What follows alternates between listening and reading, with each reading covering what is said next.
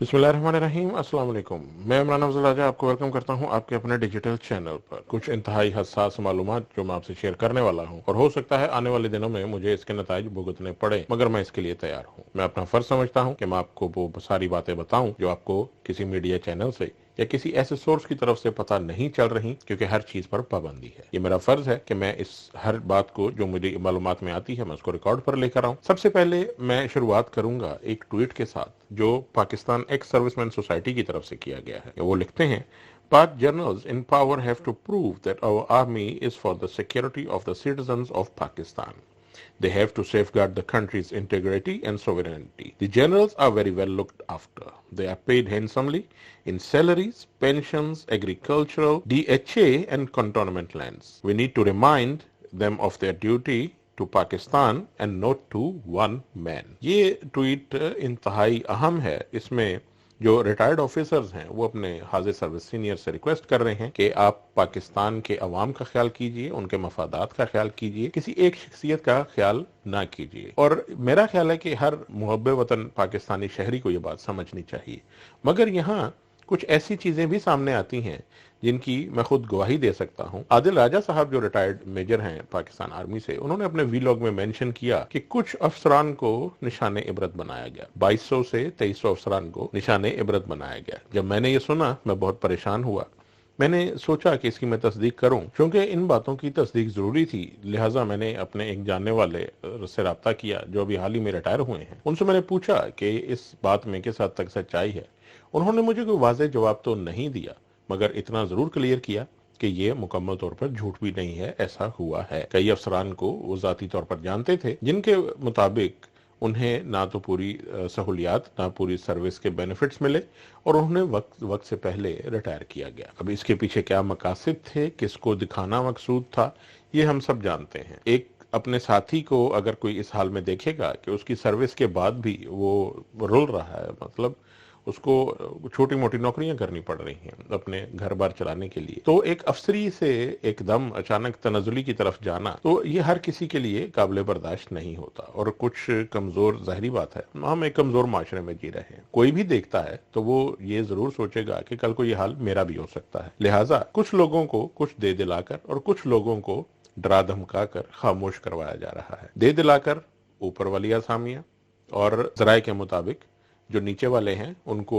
दूसरों को निशाने इबरत बनाकर उनके लिए एक सबक पैदा किया जा रहा है। अब आते हैं लॉन्ग मार्च की तरफ। खान साहब ने आज इंतहाई अहम ऐलान किया और उन्होंने लॉन्ग मार्च का सिलसिला वहीं से जोड़ने का अंदिया दिया जहां से ये टूटा था। वजीराबाद से शाह महमूद कुरैशी साहब लॉन्ग मार्च का सिलसिला वहीं से शुरू करेंगे। खान साहब चूंकि व्हील चेयर पर हैं, अभी इतनी ताकत उनके वापसी नहीं हुई है, मगर अल्हम्दुलिल्लाह वो अस्पताल से डिस्चार्ज हो चुके हैं। वो रावलपिंडी में इस मार्च को ज्वाइन करेंगे। रावलपिंडी एक खतरनाक जगह है। वो मैं इस हवाले से कह रहा हूं कि अल्लाह ताला खान साहब को अपनी हिफ्ज़ व ईमान में रखे, मगर रावलपिंडी में लियाकत अली खान साहब और मोहतरमा बेनजीर भुट्टो साहिबा का जो हादसा हुआ वो हमें कुछ अच्छी वाइब्स नहीं देता। अल्लाह ताला अपने हिफ्ज़ व ईमान में रखे खान साहब को, मगर मेरा मशवरा ये होगा कि खान साहब पिंडी जाने से गुरेज करें।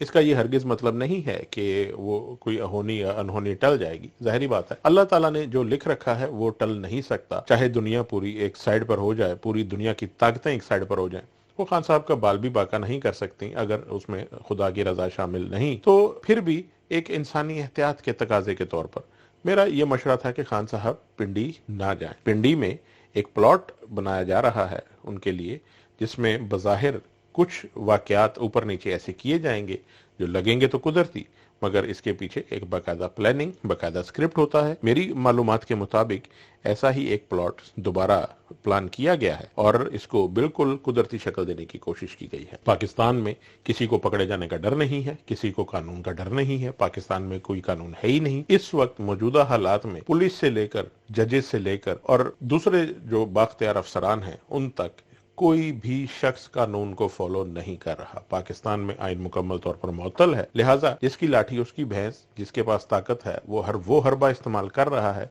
जो वो कर सकता है। इसके लिए किसी को कुचलना पड़े, किसी को मारना पड़े, हम देख चुके हैं। हमारी आंखों के सामने सब कुछ हो रहा है। हम सोच रहे हैं ये सब फिल्मी है, ये सब हकीकत में नहीं हो सकता, ہم نے بچپن میں انڈیا کی فلموں میں بہت کچھ ایسا دیکھا جو عام حالات میں نہیں ہوتا تھا، مگر وہ ہمیں اب پاکستان میں کر کے دکھایا جا رہا ہے۔ ہمیں بتایا جا رہا ہے کہ ہم محکوم ہیں، ہم غلام ہیں، ہمیں جس لاٹھی سے ہانکا جائے گا ہمیں وہیں جانا ہے، اور اگر کوئی اس کے آگے مزاحمت کی دیوار کھڑی کرتا ہے تو اس دیوار کو گرانے کی کوشش کی جاتی ہے۔ یہاں اب میں آپ کو ایک تیسرا انکشاف کرتا ہوں۔ مراد سعید صاحب کی جان کو شدید خطرات لاحق ہیں۔ اس وقت مراد سعید صاحب کو سیفٹی دینا حکومت کی ذمہ داری ہے، مگر ہمیں حکومت سے کوئی ایسی توقع نہیں ہے۔ میرا مشورہ یہ ہوگا مراد سعید صاحب کے پی کے میں کسی محفوظ جگہ پر یا ہو سکے تو وزیر اعلیٰ ہاؤس میں قیام کریں اور حتی الامکان اپنی نقل و حرکت کو وہیں تک محدود رکھیں۔ اس وقت بہت سے عناصر ان کے پیچھے ہیں اور اس چیز کو جوڑا جائے گا طالبان کے ساتھ۔ یہ میں آپ کو پیشگی اطلاع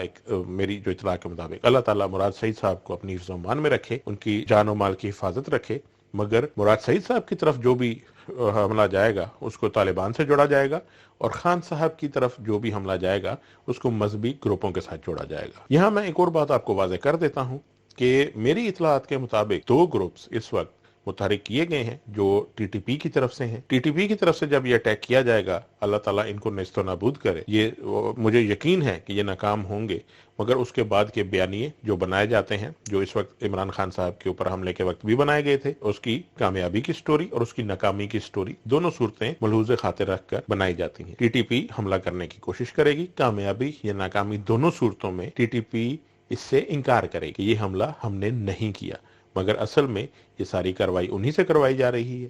ٹی ٹی پی کس کے انڈر ہے یہ ہم سب جانتے ہیں۔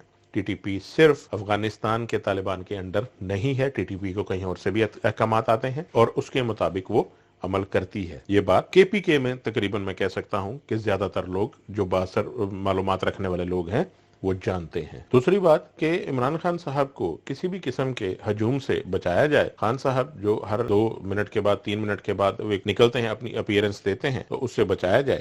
خان صاحب کے ارد گرد ایک آہنی جو بلٹ پروف جو گلاس ہوتا ہے اس کا ایک کیبن بنانا ضروری ہے۔ دیکھیے احتیاط لازم ہے۔ اس کے علاوہ میں مشورہ دوں گا کہ خان صاحب اپنے کپڑوں کے نیچے ایک بلٹ پروف جیکٹ بھی پہنے۔ ان کے اوپر جو حملہ اس دفعہ دوبارہ پلان ہوگا، جو راولپنڈی میں میری معلومات کے مطابق جو پلاٹ کیا جا رہا ہے، اس میں 3 مذہبی جنونی جن کو پیش کیا جائے گا، اصل میں ان کا مذہب سے کوئی تعلق نہیں ہوگا، مگر ان کو مذہبی جنونی کے طور پر پیش کیا جائے گا۔ تھوڑا سا میں اس کی بھی ڈیٹیل بتا دوں کہ ایک اٹیکر ہے، اس کے بعد اس اٹیکر کے پیچھے 2 اور لوگ ہیں۔ جیسے ہی اٹیک ہوگا اس کو ختم کرنے کے لیے 2 اور لوگ موجود ہیں۔ کس حد تک سچائی ہے، کس حد تک اس میں مبالغہ آرائی ہے، مجھے 80% شور ہے میرا سورس کے مطابق کہ اس طرح کا پلاٹ پلان کیا جا رہا ہے۔ یہ پہلے ہو چکا ہے، جیسے محترمہ بینظیر بھٹو صاحبہ کی طرف سے کہ جس شخص نے ان کے اوپر گولی چلائی اس کے بعد ایک دھماکہ کیا گیا جس میں وہ سب شواہد بھی مٹائے گئے اور اس شخص کو بھی ختم کیا گیا۔ اس طرح کی گیم ہر بار چلتی ہے، تاریخ ہمیشہ اسی طرح دہرائی جاتی ہے۔ اس میں نہ کسی کے پکڑے جانے کا ڈر ہے، تھوڑی سی بدنامی ہے، کچھ عرصے کے لیے شور ہے، سب جانتے ہیں عوام کچھ عرصہ شور مچائے گی، روئے گی، پیٹے گی، تھوڑی سی بدنامی ہوگی، توڑ پھوڑ ہوگی، اس کے بعد سب نارمل ہو جائے گا، مگر اس میں کامیابی جو ان لوگوں کو مل جاتی ہے اس کی ریشو 100% ہے۔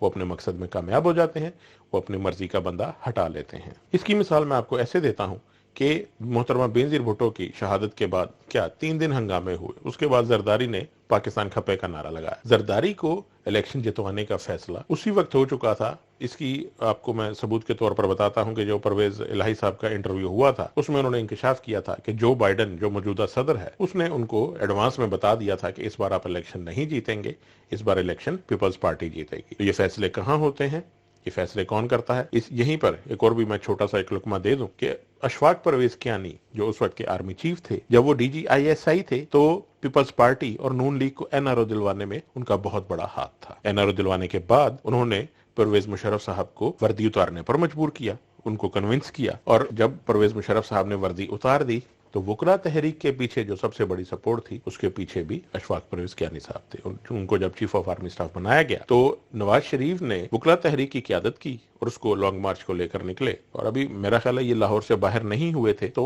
زرداری کو کس کا فون گیا؟ اشفاق پرویز کیانی کا۔ اشفاق پرویز کیانی نے اس تحریک کو کامیاب بنایا اور اپنی مرضی کا چیف جسٹس لے کر آئے۔ اس چیف جسٹس کے بوئے ہوئے بیج آج تناور درخت بن چکے ہیں اور اس کا کڑوا پھل ہم آج تک کھا رہے ہیں۔ پاکستان کی عدلیہ کی اس سے زیادہ ضلالت میرے میرے الفاظ پر تھوڑے سخت ہیں، معذرت، مگر اس سے زیادہ ضلالت ہم نے آج تک نہیں دیکھی کہ اعظم سواتی صاحب کا واقعہ ہوا اور اس میں عدلیہ بھی اپنی حدود کا تعین کر رہی ہے کہ یہ بلڈنگ فلاں تھی مگر فلاں نہیں تھی۔ کسی بھی جج کا، کسی بھی قاضی کا، کسی بھی منصف کا دائرہ اختیار اس کے حدود اربے پہ منحصر نہیں ہوتا۔ آپ نے انصاف دینا ہے، آپ سپریم کورٹ پورے پاکستان کی کورٹ ہے، آپ اس کے اوپر ایکشن لیجئے، مگر مجھے نہیں پتا کہ پاکستان میں کوئی چیف جسٹس نام کی چیز رہتی بھی ہے یا نہیں رہتی۔ بہرحال یہاں پر ہم سب کو مل کر دعا کرنی چاہیے کہ اللہ تعالیٰ عمران خان صاحب کو اپنے مقصد میں کامیابی عطا فرمائے۔ اس وقت جو موقع ہے یہ ڈو اور ڈائی والا موقع ہے۔ اس وقت اگر ہم کھڑے ہو گئے اور ہم کامیاب ہو گئے تو ہم ایک آزاد پاکستان کے باسی ہوں گے۔ اس وقت اگر ہم ہار گئے، ہم پیچھے ہٹ گئے، تو اب یقین کیجئے اگلے 100 سال تک ہم اپنا سر گھٹنوں کے نیچے دے کے وہی کریں گے جو یہ لوگ ہمیں کہیں گے۔ ہم انہی خاندانوں کے غلام رہیں گے، ہم انہی افسران کے غلام رہیں گے، ہم اسی بیوروکریسی کے غلام رہیں گے۔ ہمیں آزادی نہیں ملے گی۔ اس سے بہتر تھا کہ 1947 سے پہلے والی انگریز کی حکومت ہی ہم پہ رہتی، ہمیں کم سے کم یہ تو پتا ہوتا کہ ہمارے اپنے ہم پر ظلم نہیں کر رہے۔ اللہ تعالیٰ پاکستان کی اور پاکستان کے عوام کی حفاظت کرے۔ اللہ تعالیٰ عمران خان صاحب کو اپنی حفظ و امان میں رکھے۔ آپ سب بھی اپنا خیال رکھیے گا۔ السلام علیکم۔